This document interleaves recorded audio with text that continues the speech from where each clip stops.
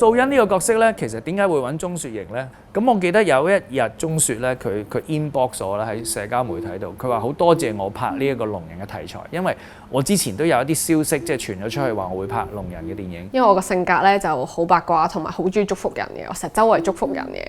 跟住我嗰陣，原來我就 send 咗個信息俾導演，我就話恭喜你哋入咗創投啊！祝你哋成功啊！因為我而家學緊手語啊，我對手語文化好有興趣。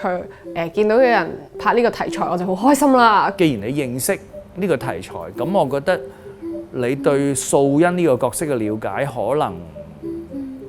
可能已經有啲基礎喎。Quantitative finance and investment。我覺得呢個可唔可以話係聾人口音？因為對我嚟講，其實每個人講嘢嘅語氣腔調都唔同啦。就只係我選擇素欣係點，佢係一個小心翼翼嘅人，佢係一個高材生，口語佢已經掌握得好好啦。咁但係有幾多先至令到佢認為同佢所想係有落差，令到佢感覺到手語先係佢真正嘅領域咧？咁我取咗一個平衡去擺入而家素欣講嘢嘅流利程度或者嗰個語氣嗰度咯。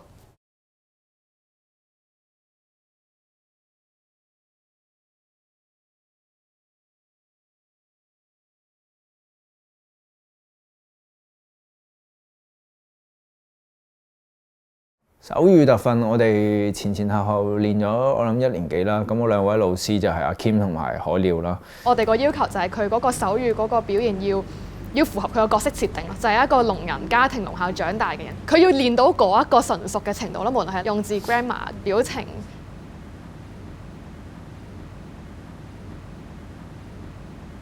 呢個樣都係衰啲咯，會伸。平時你完咗未係就咁完伸脷嘅。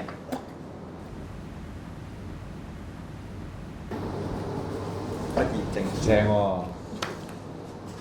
於1月9號至到5月25號完成地獄手語班，大約90小時，90小時嘅，係好誇張。佢哋好用心，佢真係好用心，提我啲手指要分得開啲啊。比起演唔演得好個戲，我覺得最重要嘅事情係我對唔對得住呢個角色，我對唔對得住聾人朋友們。大家記得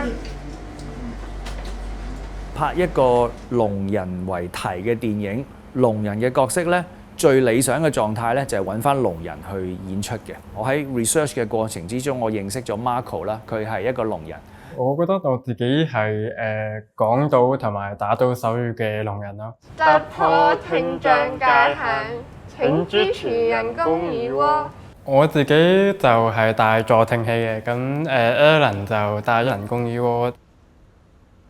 佢係一個素人，佢冇乜演出嘅經驗，但係我覺得佢嘅外形啊，佢自己嘅性格啊，佢嘅手語同口語嘅能力啊，都比較接近 Alan 呢個角色。其實喺拍之前咧，黃導演佢就特登帶咗我去真阿晶卡，教咗我好多點樣去為角色準備啦，點樣去處理佢入面個情緒啊，點樣去寫劇本功課啦。我覺得 Marco 咧係越拍越好嘅，越拍越入嘅。Marco 一開始佢好緊張啦，因為佢成日都覺得自己冇做過戲，咁喺現場都係嘅。可能一 roll 佢就會緊張，但係只要你唔同佢講係 roll 緊，佢就會做得好好。